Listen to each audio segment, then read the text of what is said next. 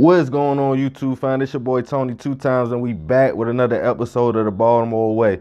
As always, I appreciate the love and support. Y'all know what I need y'all to do. Like, comment, share the videos. Any donations made to the channel will be to grow the channel and get this information out here to the youth and get people known more better about our city. Let's get right into it. So tonight we're going to talk about the J30 Paybacc Crips. Baltimore gang culture has skyrocketed over the last few years, from people claiming blocks and three-letter cliques to full-fledged sets.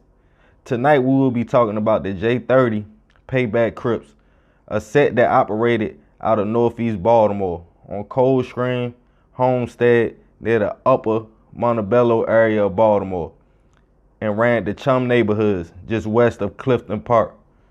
The gang ran the hood with an iron fist. They were hustling, getting money all through Northeast Baltimore. The Paybaccs had a strict code of silence. They were smooth but dangerous. They demeanor had other hoods scared to come up there. People knew not to play with them. The members were getting money in the city, but definitely weren't strangers to violence. The squad was selling smack, girl, and fent under the radar for years. But as we all know, what comes with this street life is no such thing as a happy ending. The squad were moving right, but even with fair, code of silence, and money, you can't beat the street politics, police, and snitches. Baltimore City Police had eyes on the gang. Little did they know.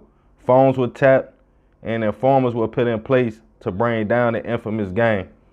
In 2019, an 18-member indictment came down on the Paybaccs.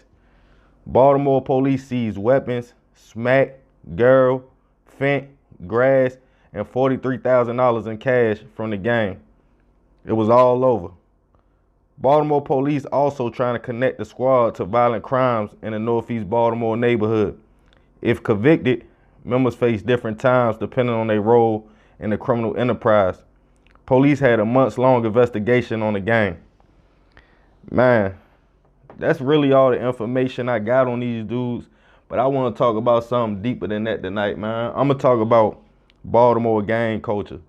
It's something that caught me totally by surprise. You know, of course I'm familiar with gangs. Of course I'm familiar with all that. But in our city, it wasn't always like that. I know my pops and them, they grew up in the 80s. And, you know, they been from Lafayette, from the projects. You know, they just rep LAP, you know, Lafayette Projects, you feel me? Other hoods, Murphy Homes, Perkins, Lexington Terrace, people just rock, just rock where they was from and just talked about where they was from and talked about their neighborhood and they blocks and they side of town. But it seemed like now it's really full-fledged gangs, and it's crazy because we already a vicious city. You know, it's a lot of violence, a lot of crime, a lot of hustling. And when you mix that with gang culture, man, I can only imagine. You know, last time I went home for a funeral. You know, rest in peace, my Aunt Penny. And so I was really just on some family type time. And plus COVID was going on. So it really wasn't too many people out and about. You know, everything was closing early. But I did go to certain neighborhoods. I was around certain people.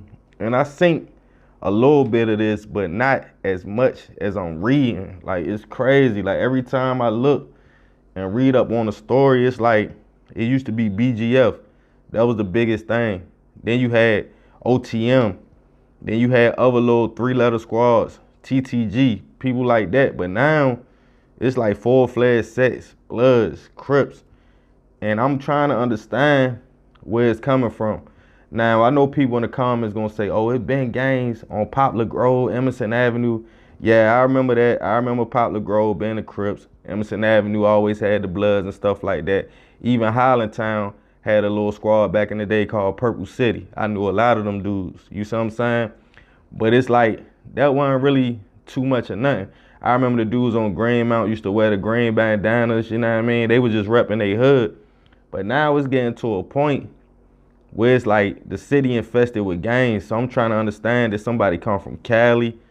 You feel me? Like a lot of cities, the Cali dudes will come, they'll turn a few dudes out, and then they'll take it back to their hood. Then they'll turn a few dudes out, and then for you know it, You got a whole bunch of Crips and Bloods running around. So I'm trying to think, is this the situation? Now, the police trying to link a lot of crimes to these dudes. But one thing about Crips that I noticed, they move in silence. You'll never even know what they a part of unless you ask them or unless you know somebody that's affiliated with them. Like, unlike the Bloods, you know, the Bloods a little more different. They're a lot more outspoken. You know, they got the red 5-point stars all tattooed on their bodies. You ain't gonna see too many Crips with that. So they actually was moving in silence. But it's always informants, man. It's always the people that's close to you that you think won't say nothing. You feel me? And y'all know I'm talking to the youth. Like, when you dealing with these gangs, man, like, it's real. You feel me? Like, you dealing with 18, 20 people, 40 people. Out of that, that's a high possibility somebody gonna rat on you. Somebody gonna tell on you. You're not just dealing with one other person. You know, a lot of old heads say you don't need no co-defendants. Do stuff by yourself if you is gonna be out here doing crime. Y'all know I don't condone that, but I'm just saying. But for these dudes to be that deep, y'all know somebody gonna tell. Now, this just happened in 2019, so the case is kind of new. But, like, I'm sure when they go to court, and then don't let the feds get involved and don't let them start linking bodies to the weapons they found, somebody gonna talk. That's just how it go. That's how the streets go. Now, I understand getting money and sticking together and looking out for your community. That's one thing I can say.